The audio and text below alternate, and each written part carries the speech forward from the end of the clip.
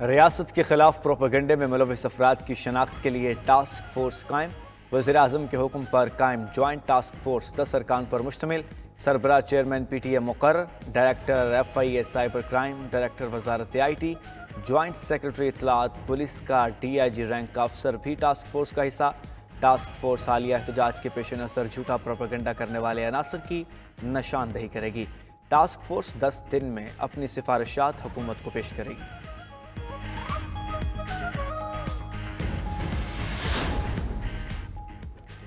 مراد سعید جتھے کے ساتھ احتجاج میں موجود تھے، اب وزیر اعلیٰ ہاؤس میں روپوش ہیں۔ وفاقی وزیر اطلاعات کا نیوز کانفرنس میں دعویٰ، کہا گرفتاری کے لیے سی ایم ہاؤس پر چھاپا ماریں گے تو اچھا نہیں لگے گا۔ اسلام آباد میں مظاہرین پر فائرنگ کے الزامات بھی مسترد کر دیے، کہا کوئی ایک ثبوت ہے تو دکھا دیں جس میں براہ راست فائرنگ کی گئی ہو۔ پی ٹی آئی پر فیکٹ ویڈیو اور جعلی تصویریں پھیلانے کا الزام بھی لگا دیا، کہا اسلحہ تو انتشاریوں کے پاس تھا۔ سیکرٹری داخلہ نے مظاہرین پر براہ راست فائرنگ کا الزام مسترد کر دیا، کہا قانون نافذ کرنے والے اداروں نے نہایت صبر کا مظاہرہ کیا۔ مظاہرین نے بلا اشتعال گولیاں چلائیں، کچھ اہلکار شہید اور زخمی بھی ہوئے۔ انٹرنیشنل میڈیا میں جتنے مرضی آرٹیکل چھپوا لیں، جواب دیں گے۔ پریس کانفرنس کے دوران اسلحہ بردار مظاہرین کی فوٹیجز بھی چلا دی گئیں۔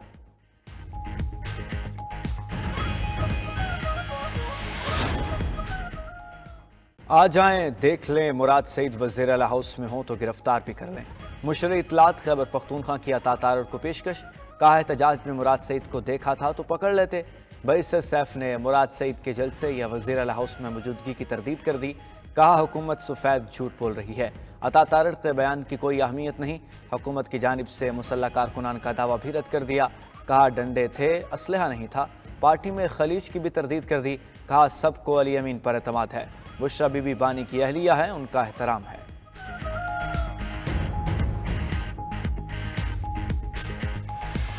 شہدائے وطن کی نماز جنازہ پشاور اور بنو گیریزن میں ادا۔ نماز جنازہ میں وزیر اعظم لیفٹیننٹ جنرل عمر احمد بخاری اور کور کمانڈر پشاور سمیت دیگر اعلیٰ عسکری حکام اور جوانوں کی شرکت۔ 26 سالہ شہید کیپٹن زہیب لاہور اور 29 سالہ سپاہی افتخار جھنگ نے فوجی اعزاز کے ساتھ سپرد خاک۔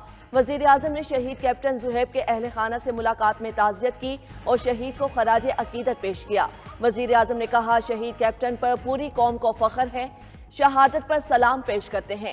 صدر زرداری، وزیر داخلہ محسن نقوی اور دیگر نے بھی شہدائے وطن کو خراج عقیدت پیش کیا۔ بکا خیل اور شیگئی میں 2 مختلف کارروائیوں کے دوران کیپٹن محمد زہیب اور سپاہی افتخار حسین نے جام شہادت نوش کیا تھا۔ مقابلے میں 8 خوارج بھی جہنم واصل ہوئے، جبکہ 11 زخمی اور 2 کو گرفتار کیا گیا۔ کرم کی صورتحال پر اے پی سی بلانا کس کا کام ہے؟ وزیر اعلیٰ اور گورنر خیبر پختونخوا آمنے سامنے۔ گورنر فیصل کریم کنڈی نے 5 دسمبر کو اے پی سی کی کال دے دی، علی امین گنڈا پور کو بھی شرکت کی دعوت۔ وزیر اعلیٰ کا بھی رد عمل، کہا گورنر حیثیت میں رہ کر بات کریں، اے پی سی بلانا ان کا کام نہیں، حکومت بلائے گی، امن کے لیے جہاں جانا پڑے گا جائیں گے۔ صوبے میں سی ٹی ٹی غیر فعال ہونے کی خبریں بھی مسترد کر دیں۔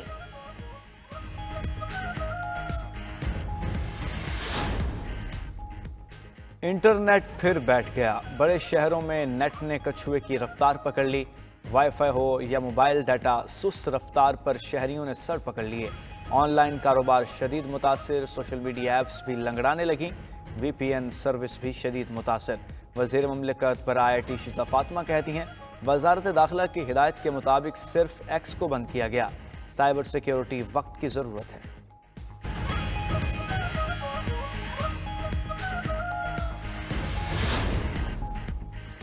وی پی این رجسٹریشن کی مہلت ختم، توسیع ہوگی یا نہیں فیصلہ نہ ہو سکا۔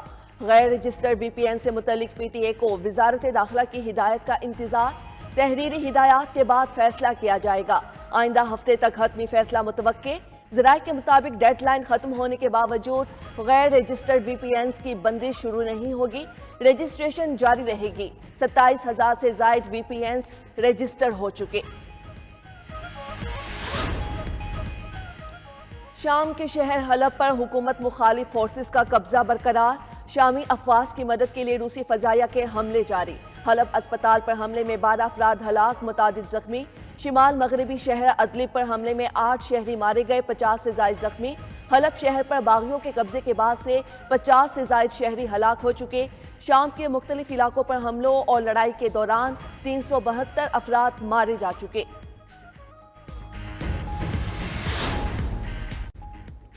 गजा में 24 घंटों के दौरान मजीद 47 फलस्तीनी शहीद, 108 जख्मी हो गए। इसराइली फौज का अलमवासी पनाह गुज़ीन कैंप पर हमला, 2 बच्चे शहीद, माँ और बहन भी जख्मी। शुमाली गजा में जवालिया पनाह गुज़ीन कैंप पर फ़ज़ाई हमले में 40 फलस्तीनी शहीद, 13 माह में शहादतों की तादाद 44,429 हो गई, 1,05,250 जख्मी। इसराइल ने लेबनान में जंगबंदी मुआहदे की धज्जियाँ बिखेर दीं। कातिल सेहूनी फ़ौज का जनूबी लेबनान में हिज़्बुल्लाह के मुतअद्दिद अरकान शहीद करने का दावा। लेबनान में शहदा की तादाद 3,961 हो गई, 16,520 जख्मी। मौलाना फजलुर रहमान का हुकूमत का तरमीमी बिल चैलेंज करने का ऐलान। कहा, सरकार ने जो तरमीमी बिल पेश किया उसकी 56 शिकें थीं, 34 कटवाएं। दीनी मदारिस के हवाले से इलेक्शन से पहले मुसव्विदे पर इत्तेफाक हुआ, लेकिन 26वीं तरमीम के बाद वही काम शुरू कर दिए जिससे रोक रहे थे। वज़ीर आज़म का कारोबार निजी शोबे के हवाले करने का बयान खुशाइंद करार। FPCCI के रीजनल चेयरमैन ज़की एजाज कहते हैं, हुकूमतों का काम कारोबार करना नहीं होता, दुनिया भर में कारोबार निजी शोबा करता है। हुकूमत फेडरेशन चैम्बर ऑफ कॉमर्स को ऑन बोर्ड लेकर फौरी इक़दामात शुरू करे।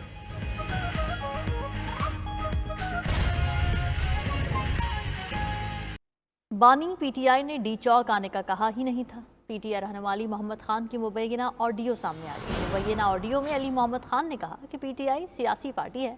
एहतजाज का ऐलान अलीमा खान के बजाय बैरिस्टर गौहर को करना चाहिए था।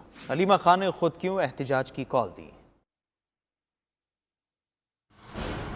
मुराद सईद वज़ीर आला हाउस में मौजूद नहीं, वफाकी वज़रा आकर देख लें। मुशीर इत्तलात KP बैरिस्टर सैफ का अता तारड़ को चैलेंज। कहा, हुकूमत सफेद झूठ बोल रही है, अता तारड़ के बयान में कोई सदाकत नहीं।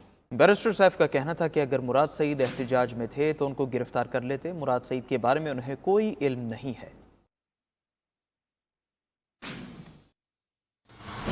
गवर्नर खैबर पख्तूनख्वा फैसल करीम कुंडी कहते हैं कि कुरम में हालात कंट्रोल करने की कोशिश कर रहे हैं। 5 दिसंबर को APC बुला रखी है। वज़ीर आला को भी APC में शिरकत की दावत देंगे। अब नुमान के लिए सबको किरदार अदा करना होगा।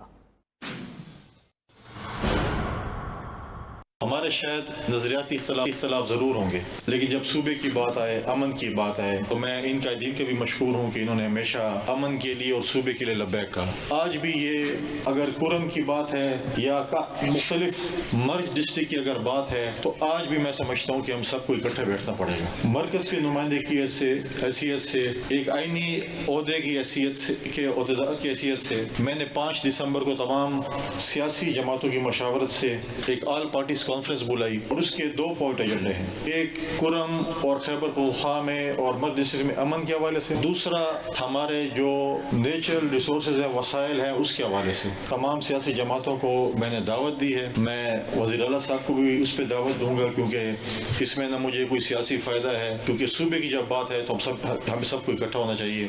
और जैसे उन्होंने इकट्ठा किया, इंशाल्लाह हम भी चाहते हैं कि इकट्ठे हम हों। सरबराह JUI मौलाना फजलुर रहमान कहते हैं कि 1 जनवरी 2028 से मुल्क से सूद का निज़ाम ख़त्म हो जाना चाहिए। इस्लामी नज़रियाती काउंसिल की सिफारिशात पर आज तक कानून साजी नहीं हो सकी। वफाकी शरीयत अदालत ने सूद के निज़ाम के खात्मे का फैसला दिया था। मौलाना फजलुर रहमान का कहना था कि सरकार ने जो तरमीमी बिल पेश किया उसकी 56 शिकें थी, हमने 34 कटवा दी। मुझे बहुत कहा गया कि जिस पोजीशन में है पास करें। मौलाना फजलुर रहमान ने कहा कि 26वीं तरमीम के बाद उन्होंने वही काम शुरू किए जिससे हम रोक रहे थे।